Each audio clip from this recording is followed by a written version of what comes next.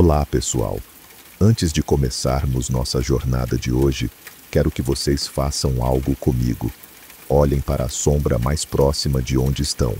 Pode ser a sombra de um objeto, de uma pessoa, ou até mesmo a sua própria sombra.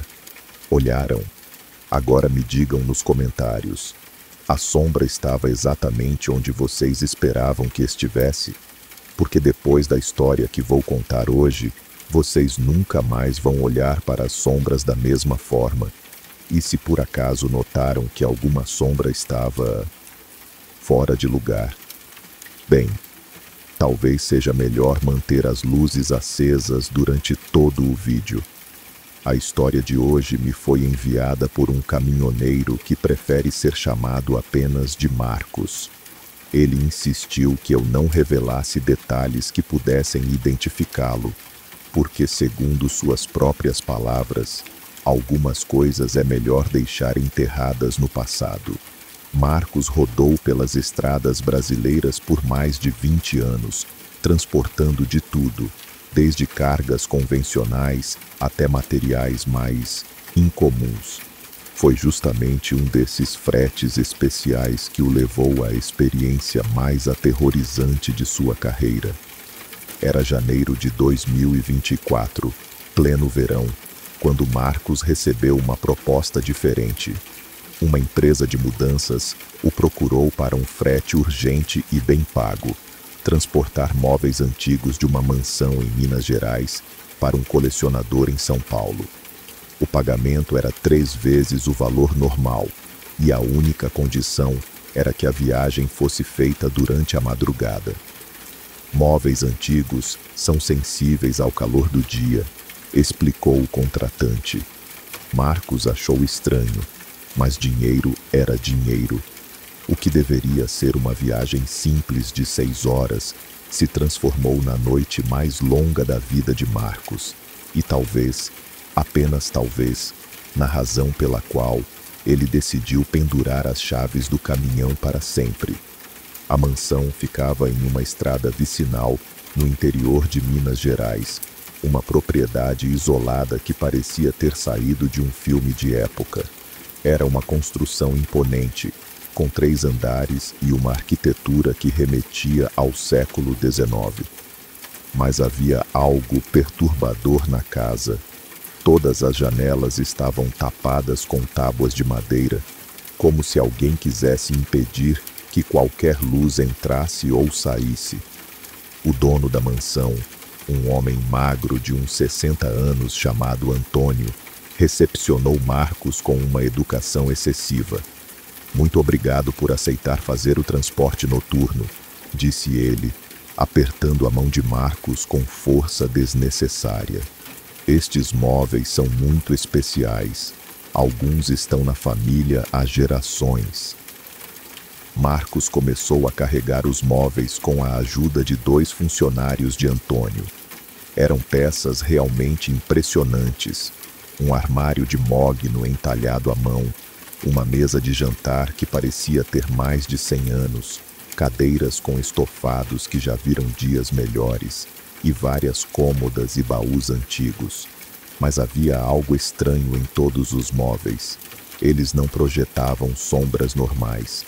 No início, Marcos achou que fosse truque da iluminação precária do local, mas conforme carregava cada peça, notava que as sombras dos móveis eram mais escuras que o normal, mais densas, e pareciam se mover independentemente dos objetos que as projetavam. Quando comentou isso com um dos funcionários, o homem apenas murmurou: "É melhor não reparar muito nisso", e continuou trabalhando em silêncio. A carga foi amarrada e protegida com lonas, e às 11 da noite, Marcos estava pronto para partir. Antônio fez questão de acompanhá-lo até o caminhão, e antes de se despedir, segurou o braço de Marcos com firmeza. "Uma última coisa", disse Antônio, seus olhos brilhando de forma estranha na escuridão. "Se durante a viagem você ouvir barulhos vindo da carroceria, não pare, não vá verificar. Apenas dirija até o destino. E se Se as sombras começarem a se comportar de forma estranha, lembre-se, elas só têm poder se você acreditar que tem.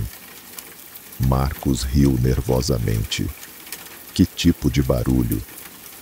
Móveis se movendo, madeira rangendo, esse tipo de coisa. É normal com peças antigas durante o transporte. Apenas não pare. Marcos acenou e partiu, pensando que Antônio era apenas um excêntrico colecionador obcecado com suas antiguidades. Mas conforme se afastava da mansão, olhou pelo retrovisor e viu algo que o fez engolir seco.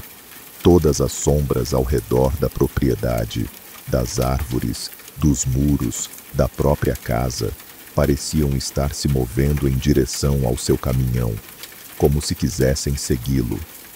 Os primeiros 50 quilômetros da viagem transcorreram normalmente. Marcos pegou a rodovia principal e se dirigiu em direção a São Paulo, aproveitando o tráfego leve da madrugada. O rádio tocava música sertaneja, o motor ronronava suavemente e a carga parecia bem acomodada. Tudo normal. Foi quando passou pelo primeiro posto de gasolina fechado que Marcos notou a primeira anomalia. As sombras do posto, dos bombas de combustível, da loja de conveniência, dos postes de iluminação, todas apontavam para o mesmo lado.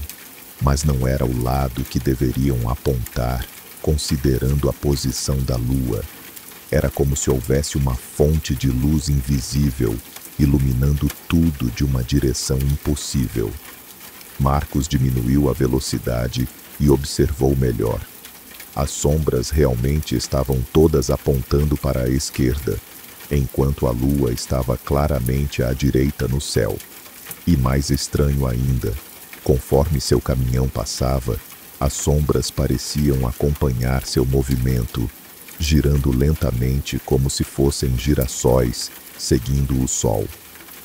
Deve ser algum efeito da iluminação da estrada, murmurou Marcos para si mesmo, acelerando novamente. Mas no fundo, sabia que não havia iluminação naquele trecho. A estrada estava completamente escura, exceto pelos faróis de seu caminhão. Alguns quilômetros à frente, Marcos começou a ouvir os barulhos que Antônio havia mencionado. Rangidos de madeira, como se os móveis estivessem se ajeitando na carroceria. Sons abafados, como se algo pesado estivesse sendo arrastado. No início, ele seguiu o conselho de Antônio e não deu importância.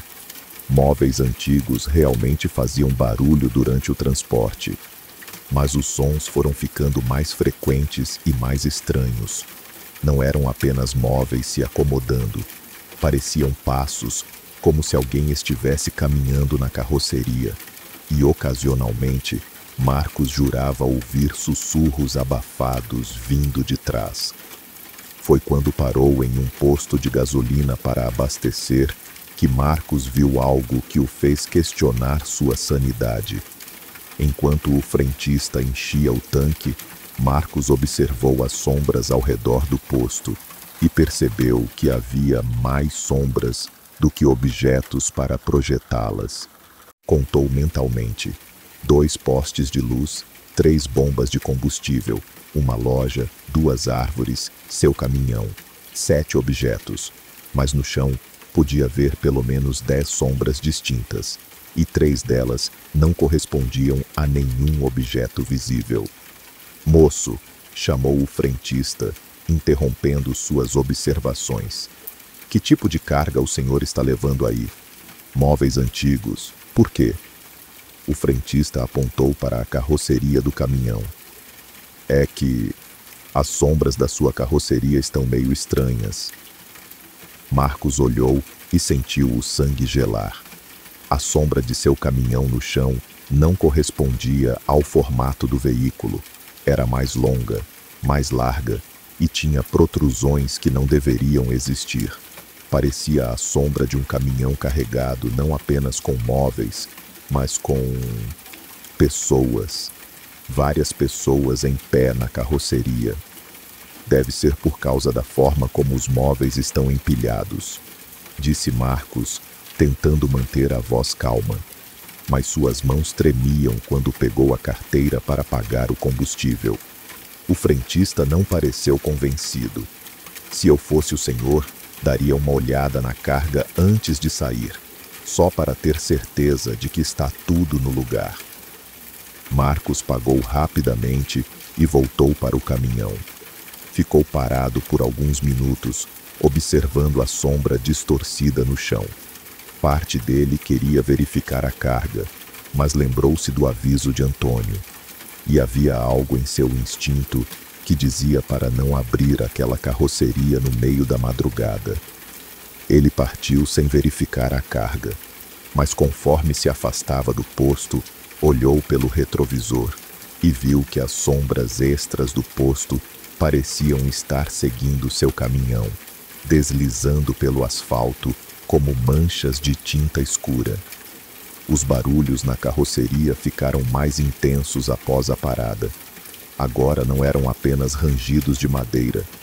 Marcos podia ouvir claramente o som de passos, como se várias pessoas estivessem caminhando de um lado para outro na parte de trás do caminhão, e ocasionalmente batidas nas paredes laterais, como se alguém estivesse tentando sair.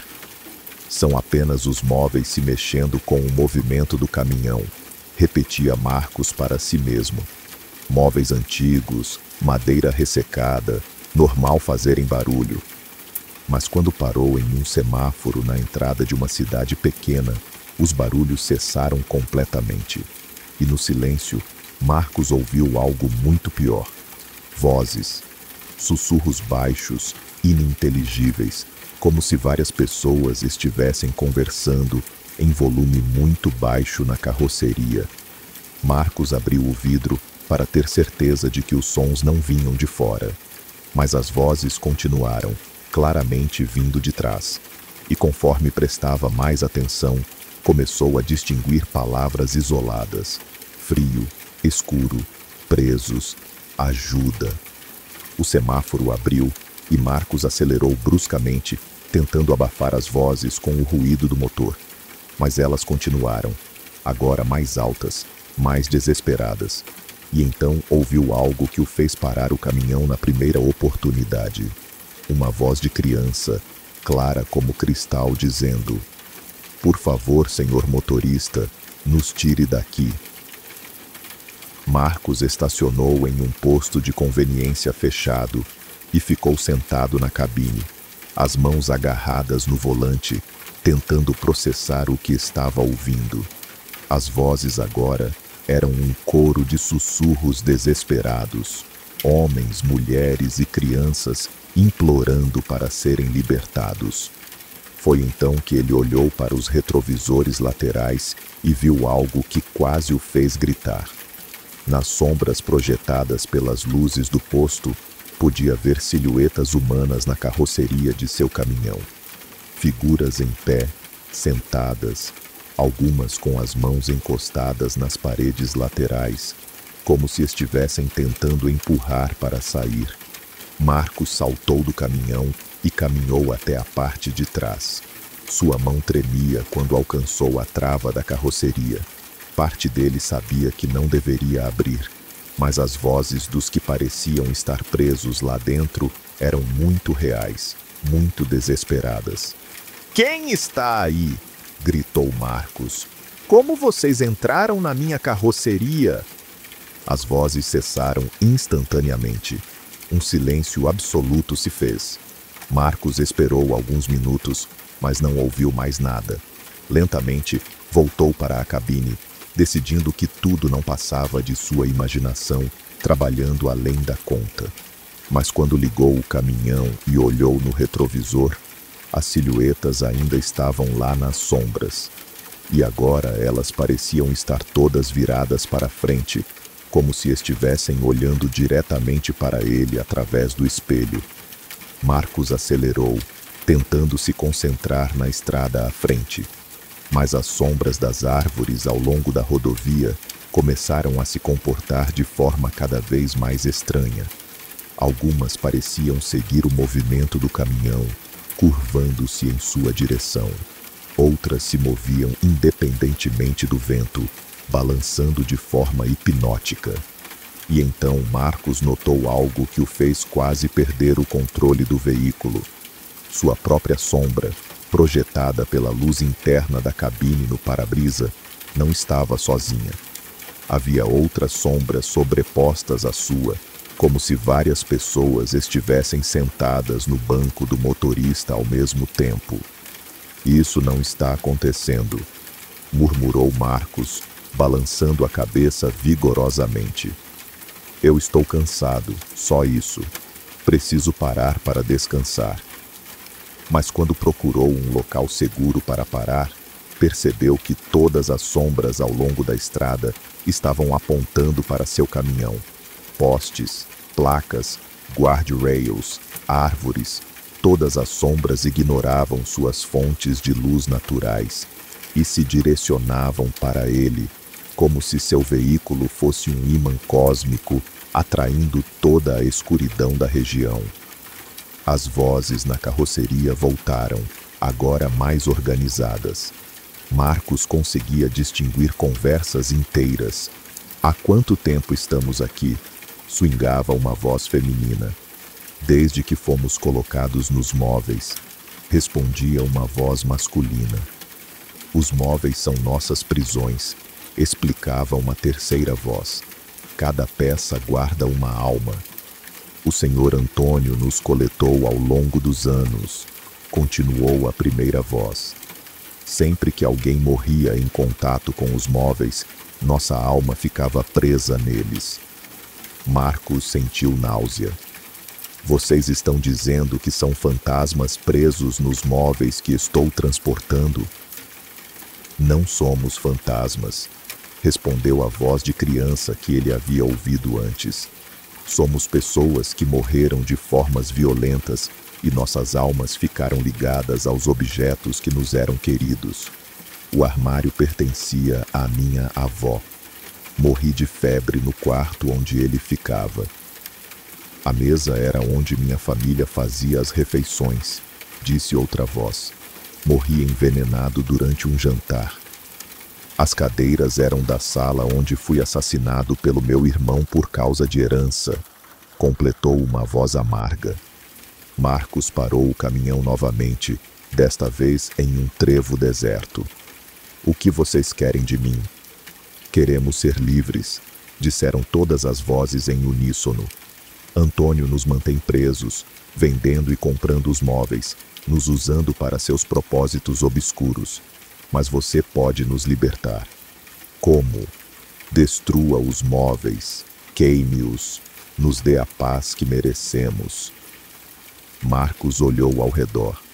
Estava no meio do nada, sem nenhum local onde pudesse queimar uma carroceria cheia de móveis antigos, sem causar um incêndio desastroso. Eu não posso fazer isso. É crime destruir a carga. E, além disso, são móveis valiosos. Valiosos para quem? A voz da criança soou triste. Para Antônio, que lucra com nosso sofrimento. Para o comprador, que não sabe que está adquirindo objetos amaldiçoados. As sombras ao redor do caminhão começaram a se movimentar mais violentamente. Marcos podia ver no retrovisor que as silhuetas na carroceria estavam ficando mais agitadas, gesticulando, algumas parecendo estar batendo nas paredes. Se você não nos ajudar, disse uma voz mais sombria, nunca conseguirá se livrar de nós. Iremos acompanhá-lo para sempre, assombrando cada viagem que fizer. Para comprovar o ponto, todas as luzes do caminhão começaram a piscar simultaneamente. Faróis, lâmpadas internas, pisca-alerta. E as sombras ao redor começaram a se mexer, como se estivessem dançando uma dança macabra. Marcos sentiu pânico tomando conta dele. Tudo bem, mas como vou explicar para meu contratante que queimei a carga? Diga que houve um acidente, sugeriu uma das vozes. Que o caminhão pegou fogo. Acontece. E se ele não acreditar? Antônio sabe exatamente o que está enviando, disse a voz amarga. Ele esperava que isso acontecesse. É parte do jogo dele. Ele vende os móveis sabendo que, eventualmente, as almas presas neles se revoltarão. Marcos saiu do caminhão e caminhou até a carroceria. Desta vez, não hesitou em abrir a trava. Quando as portas se abriram, uma onda de ar frio saiu de dentro e Marcos podia jurar que viu figuras translúcidas flutuando entre os móveis. Meu Deus, sussurrou ele. Vocês são reais.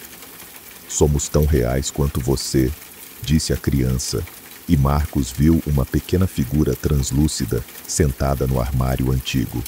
Apenas estamos em um estado diferente de existência. Marcos olhou ao redor, procurando uma solução. Havia um ferro velho abandonado cerca de 500 metros da estrada, com alguns tambores de combustível enferrujados. Talvez pudesse usar aquele local. Vocês conseguem ajudar a mover os móveis? Perguntou Marcos. Se for para nossa libertação, podemos fazer qualquer coisa, responderam as vozes.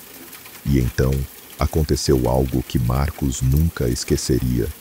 Os móveis começaram a se mover sozinhos na carroceria, deslizando e se organizando como se mãos invisíveis os estivessem empurrando. Em poucos minutos, estavam todos alinhados próximo à abertura, prontos para serem descarregados. Marcos dirigiu o caminhão até o ferro velho e, com a ajuda das forças invisíveis, descarregou todos os móveis em uma clareira cercada por metal enferrujado, longe de qualquer vegetação que pudesse propagar um incêndio. Tem certeza de que querem isso? Perguntou Marcos, segurando um galão de gasolina que encontrou no local. Uma vez queimados, não há volta. Temos certeza, disseram todas as vozes juntas. Preferimos o descanso eterno à prisão eterna. Marcos derramou gasolina sobre os móveis e acendeu um fósforo. O fogo pegou instantaneamente, criando uma fogueira que iluminou toda a área com uma luz dourada e cálida. Conforme as chamas consumiam os móveis, Marcos viu algo extraordinário. Figuras translúcidas começaram a se erguer das chamas.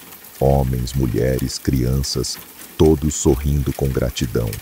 Eles acenaram para Marcos antes de se dissolverem na luz dourada, finalmente livres de suas prisões terrestres.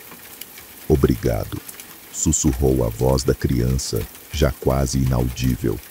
Você nos deu o que mais desejávamos: paz. Quando o fogo se extinguiu, restavam apenas cinzas.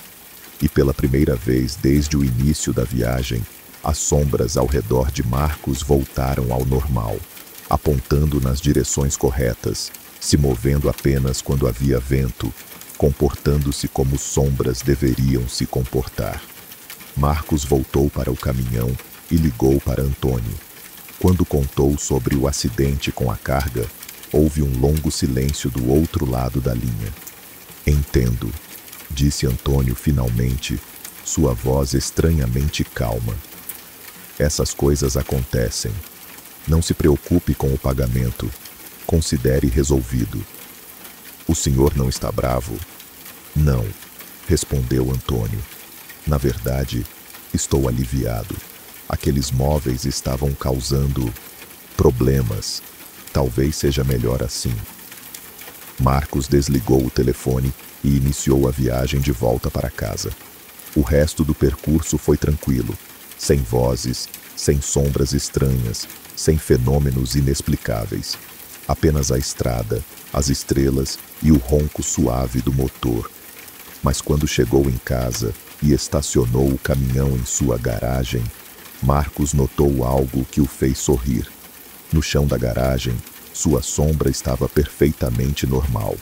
Mas por um breve momento, justo antes de desligar os faróis, ele viu várias outras sombras ao lado da sua, figuras humanas acenando em despedida. Marcos nunca mais aceitou fretes de móveis antigos. Na verdade, depois daquela noite, ele se especializou em transportar cargas novas, modernas, sem história. Porque, como ele sempre diz, algumas coisas carregam mais do que apenas seu peso físico. Carregam memórias, emoções e, às vezes, almas. Ele me contou que nunca se arrependeu de ter ajudado aquelas almas presas. Foi a coisa certa a fazer, disse ele. Todos merecem descansar em paz, independente de como morreram ou onde suas almas ficaram presas. Quanto a Antônio, Marcos descobriu mais tarde que o homem era conhecido nos círculos de colecionadores como alguém que se especializava em objetos com história. Rumores diziam que ele procurava especificamente móveis e objetos que tinham ligações com mortes trágicas, acreditando que isso aumentava seu valor para certos compradores interessados no sobrenatural. A polícia nunca investigou o caso porque, tecnicamente, não houve crime, apenas um acidente de transporte que destruiu uma carga. E Antônio nunca registrou queixa, confirmando as suspeitas de Marcos de que o homem sabia exatamente o que estava enviando. E vocês, ouvintes, já repararam em como as sombras se comportam ao redor de vocês? Já notaram sombras onde não deveria haver? Ou sombras que se movem de forma independente? Talvez vocês também tenham objetos antigos em casa que carregam mais do que apenas história familiar. Prestem atenção nas sombras dos objetos antigos em suas casas. Se elas parecerem mais densas, mais escuras, ou se moverem quando não deveriam, talvez seja a hora de repensar a origem desses objetos. Porque, como a história de Marcos nos ensina, às vezes as coisas que consideramos tesouros podem ser prisões para almas que apenas querem descansar em paz. E lembrem-se, nem toda sombra é apenas ausência de luz. Algumas são presenças que ainda não encontraram seu caminho para a luz eterna. Até a próxima, pessoal. E fiquem de olho nas sombras.